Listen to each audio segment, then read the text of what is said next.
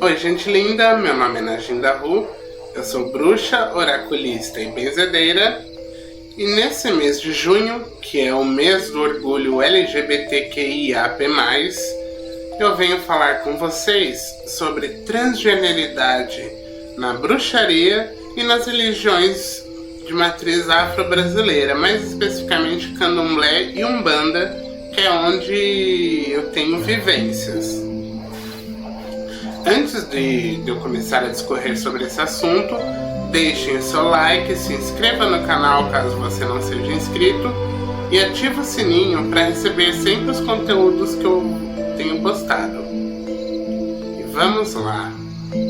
Primeiro a gente precisa entender o que é transgeneridade.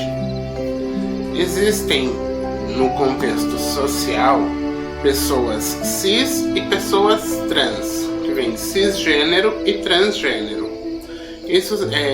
Pessoas cis significam as pessoas que receberam um gênero quando nasceram, de acordo com os órgãos genitais, e se sentem bem, confortáveis e se aceitam com esse gênero. E pessoas transgênero são as pessoas que não se enquadram nesse gênero que foi atribuído ao nascer. Nesse guarda-chuva entram os homens trans e as mulheres trans, que são pessoas consideradas binárias, porque se enquadram ou na binaridade homem ou mulher, e existem as pessoas travestis e não binárias. Por que eu faço a diferenciação primeiro de mulher trans e travesti? Porque travesti é uma identidade de gênero social e política, e especificamente brasileira, porque com a definição que tem, só é encontrada aqui no Brasil. Porque as travestis, elas não necessariamente se identificam como mulheres. Algumas sim, mas eu, por exemplo, sou travesti não binária, porque eu não me sinto bem, não consigo me encaixar nem como homem nem como mulher. Mas lembrando que travesti é uma identidade feminina, então sempre trate as travestis no feminino. E pessoas não binárias também são as pessoas que não se encaixam dentro da binaridade homem e mulher. Aí nisso existem pessoas dois espíritos, que é um termo que só se aplica a indígenas norte-americanos, mas existem gêneros fluidos, existem pessoas agênero. Então, dentro do guarda-chuva também não binariedade, existem várias outras denominações.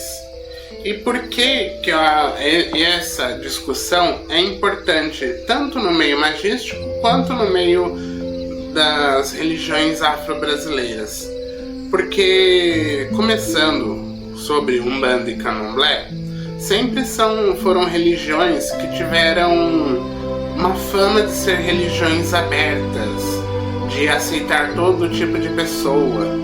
Mas eu vejo que, devido à transfobia, principalmente das pessoas, não é especificamente, não são ambientes que aceitam. Tem uma alta tolerância a pessoas diferentes, vamos dizer assim, né? Porque por causa da transfobia das pessoas, alguns pais ou mães de santos chegam a falar assim: você é trans, você é travesti, da porta do barracão pra fora, porque da porta do barracão pra dentro você vai usar a roupa de acordo com o gênero que você nasceu, e você vai ser tratado ou tratada pelo seu nome que está no seu registro. Mas vamos pensar assim. Primeiro, orixá é uma energia. Então, a energia, ela reconhece a energia também. Ela não reconhece o que está escrito no papel, não reconhece coisas que as pessoas dizem sobre você, não, ela reconhece a sua energia. Começa aí. E não reconhece muito menos nome de batismo. Batismo na Igreja Católica. Porque no dia que me mostrarem em qual região da África que vem o fundamento do batismo, aí a gente pode conversar. Mas as pessoas no meio candomblecista teimam em dizer que o orixá te reconhece do jeito que você veio ao mundo. Não, gente. O orixá nos reconhece antes mesmo da gente vir ao mundo. Ele reconhece a nossa energia, o nosso espírito, a nossa essência. Eu ouvi do meu orixá, o Baluayê, num momento em que eu havia sido muito humilhada e xingada pelo meu genitor por ser uma pessoa LGBT. Eu fui fazer um desdobramento para me encontrar com uma determinada entidade, né, uma divindade, e só que nesse desdobramento, ao invés de ir para onde eu estava indo, eu fui levada para uma praia. E nessa praia encontrei o Baluayê. Ele veio ao meu encontro e começou a falar muitas coisas lindas. E entre essas coisas, ele falava assim: você é minha filha, eu te amo, eu te conheço antes mesmo de você se conhecer. Não importa o que outras pessoas digam, você nunca vai mudar para mim, você sempre será a mesma pessoa, a minha filha amada. E não permita que os outros te rebaixem ou te humilhem por você ser quem você é. Porque se você não for, onde você não for bem-vinda como você é, eu também não serei bem-vindo. E nisso ele me deu um abraço, me levou para encontrar com alguns outros orixás e foi assim, maravilhoso. E quando eu voltei desse desdobramento, eu voltei chorando, porque eu ouvi do meu orixá que ele não se importa, que ele sabe e ele me aceita como eu sou. Então, no meio candomblecista, os pais de santo e mães de santo, infelizmente, grande maioria são transfóbicos, mas orixá nunca vai ser. Nem os orixás e nem as entidades. Eu, antes de ser iniciada no candomblé, eu já era desenvolvida na Umbanda. E as minhas entidades, desde a Pombogira até o Herê, nunca me chamaram nem de menino, nem de menina, nem de moço, nem de moça. Sempre me chamaram de criança. Por isso eu vejo que é uma consciência de que eu não era nem menino nem menina. Eu sou a criança deles. E sem falar, indo mais a fundo, né? Porque no meio de candomblé principalmente, a gente vê muitos pais e mães de santo falando: porque não existia isso quando surgiu o candomblé, porque isso é coisa que foi criada recentemente, então o orixá não vai entender. Primeiro que o orixá não tem o que entender, porque ele é uma energia. Ponto. E segundo, que na verdade a homofobia, transfobia, a LGBTfobia no geral, ela veio com o colonialismo, com a interferência da religião cristã nas religiões de matriz afro. Porque em território africano, a não-binaridade era sim aceita e muito bem vista. Inclusive existem cargos sacerdotais que hoje em dia não são mais praticados porque a religião mudou, né? O tempo e o colonialismo fez muita coisa se perder. Porém existem estudos mostrando que existiam cargos sacerdotais e etc., que eram somente pessoas que não se identificavam nem como homem nem como mulher que podiam pertencer, ter esses cargos. E sem falar com relação a alguns orixás, né? Porque vamos dizer assim, orixá Oti, Otim, no caso, Logun Edé, Oxumaré.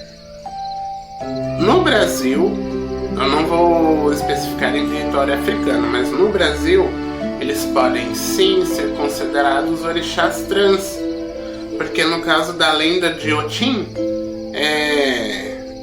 ele tinha seios e etc. Quando Oxóssi viu que tinha seios e tal, ele se sentiu envergonhado, Otim se sentiu envergonhado e pediu para Oxóssi sempre tratá-lo no masculino, tratá-lo como um Odé e não como uma Odé. E no caso de Oxumaré é muito mais explícito, porque é um orixá que é metade terra, metade água, metade homem, metade mulher. Então, se isso não for transgeneridade, meu bem, eu não sei o que isso é. E Logun Edé, ele era tratado como mulher e se vestia com roupas consideradas de mulher para estar no palácio de Oxum. Então também podemos ver aí um resquício de transgeneridade. Pode ter se perdido alguma coisa devido ao colonialismo, mas a gente vê. Quem consegue abrir os olhos e abrir a cabeça consegue perceber isso. Então, isso foi sobre transgeneridade dentro do candomblé. E agora eu vou falar com relação à transgeneridade na bruxaria, na magia. Porque a gente vê muita gente falando sobre o sagrado feminino, o sagrado masculino, mas quando falam do sagrado feminino, focam na questão da menstruação, ovulação, útero e etc. Porém, homens trans têm todas essas coisas, mas não são mulheres. Então, eles são excluídos da conversa sobre menstruação e essas coisas, né? E as mulheres trans e travestis também são excluídas porque não têm útero e nem nada disso, mas são femininas.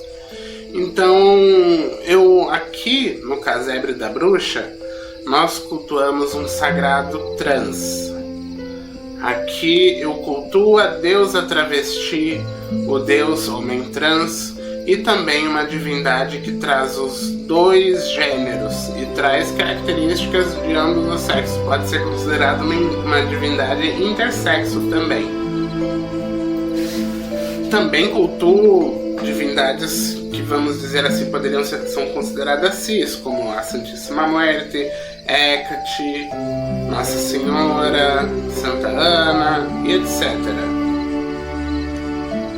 Porém, eu não falo que a menstruação, aqui nós não agimos como a menstruação e a gravidez sejam coisas relacionadas ao sagrado feminino, porque eu não menstruo, eu não tenho útero, mas o meu marido tem.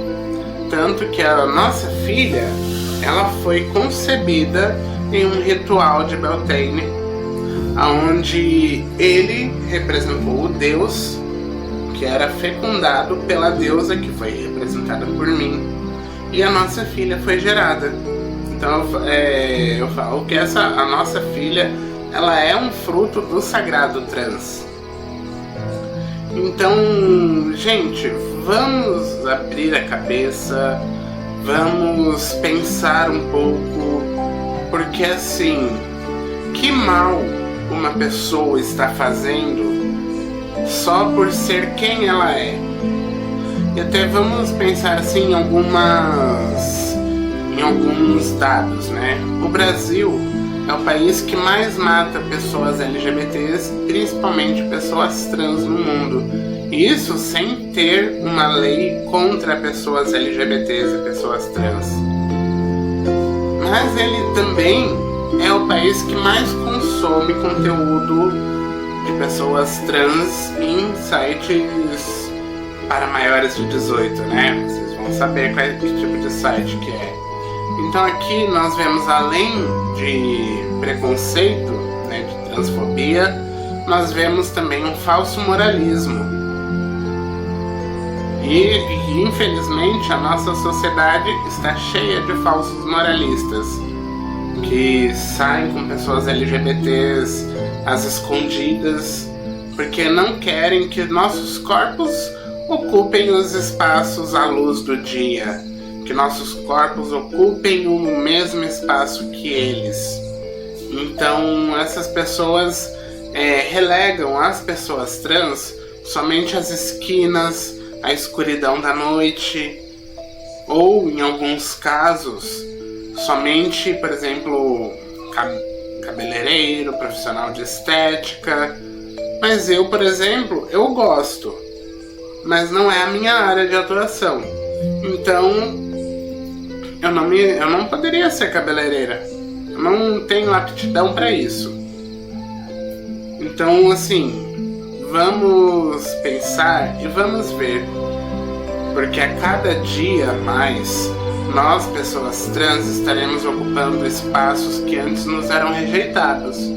Nós estaremos ocupando a política, nós estaremos ocupando as escolas, as universidades.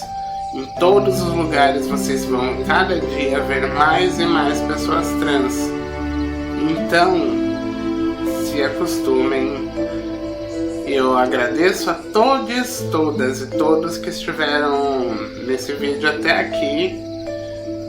Não se esqueçam de seguir as páginas do Casebre da Bruxa no Facebook, Instagram e TikTok, que os links estarão aqui na descrição.